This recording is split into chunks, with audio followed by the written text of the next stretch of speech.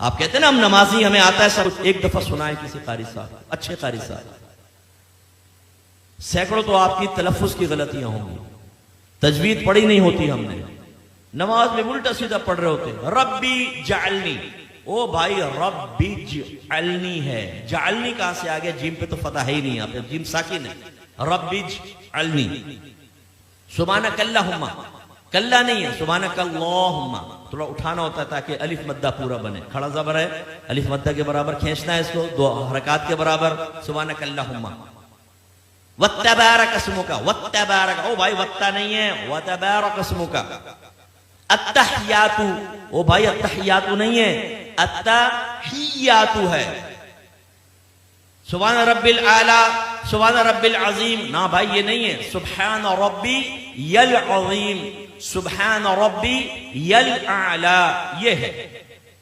آپ سنائیے, میں نے تعلیم بالغان کا مدرسہ بہت پڑھایا.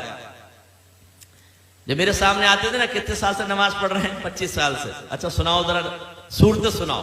او بھائی ایک نئی صورت کی شکل سامنے آتی تھی, زبر کی جگہ زیر, زیر کی جگہ پیش, پیش کی جگہ کچھ. میں آپ سے گزارش کرتا ہوں, میں آپ کو حقیر نہیں سمجھ رہا ہوں, آپ کی تحقیر بیان کرنا مقصود نہیں, خدا کی قسم خواب غفلت سے جگانا مقصود ہے. آج آپ چیک بھرتے ہیں نا, چیک, جتنے یہاں چیک بھرنے والے موجود ہیں ان سے پوچھئے, اتنے آرام سے بھرتے ہیں کہیں ٹیڑھا میڑھا نہ ہو جائے, باؤنس ہو جائے گا. اور کہیں اگر غلط ہو جائے نا تو اوپر سائن کرنا پڑتا ہے, ورنہ یہ ریٹرن ہو جائے گا جی چیک بینک سے, اوور رائٹ ہو گیا ہے, تب کہیں جا کے وہ کیش ہوتا ہے.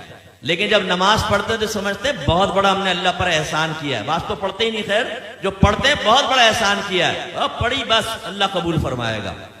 حالانکہ نبی کریم صلی اللہ علیہ وسلم فرماتے ہیں کہ بندہ بعض اوقات 60 برس تک نماز پڑھتا ہے لیکن اس کی ایک بھی نماز اللہ تعالیٰ کی بارگاہ میں قبول نہیں ہوتی, کیونکہ رکوع صحیح کرتا ہے تو سجدہ غلط کر دیتا ہے, سجدہ صحیح کرتا ہے تو رکوع غلط کر دیتا ہے.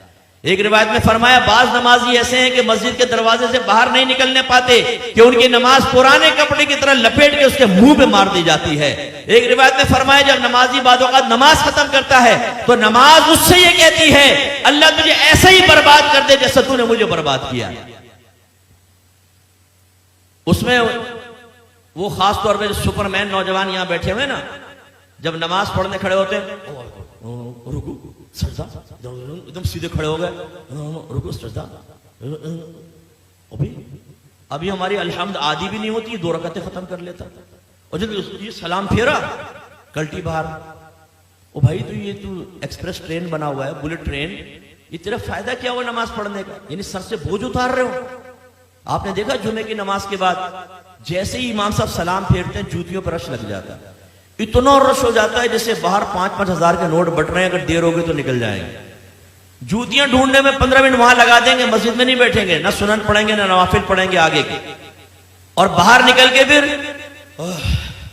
دوسرے کہتے ہیں ہاں کیا کرنا, چل ڈھابے میں چائے پیتے. ابھی تم اس لیے باہر نکل کر آئے تھے. یہ بھی ضمناً بات آ گئی تو میں آپ کو عرض کر دوں, غور سے کریں, غور سے دیکھیں, اور اپنے بارے میں بھی سوچنا ہوں, آپ بھی سوچیں. نبی کریم صلی اللہ علیہ وسلم فرماتے ہیں کہ مسجد کی اور مومن کی مثال ایسی ہے جیسے مچھلی اور دریا, کہ اگر مچھلی کو دریا سے باہر نکالیں تو وہ اس وقت تک چین سے نہیں بیٹھتی جب تک دوبارہ دریا میں نہ آ جائے. اور منافق کی اور مسجد کی مثال ایسی ہے جیسے پرندہ اور پنجرا, کہ اگر پرندے کو پنجرے میں بند کر دیں تو وہ پھڑپھڑاتا رہتا ہے کہ دروازہ کھلے اور میں اڑ جاؤں, اور جیسے کھولتے ہیں اڑ جاتا.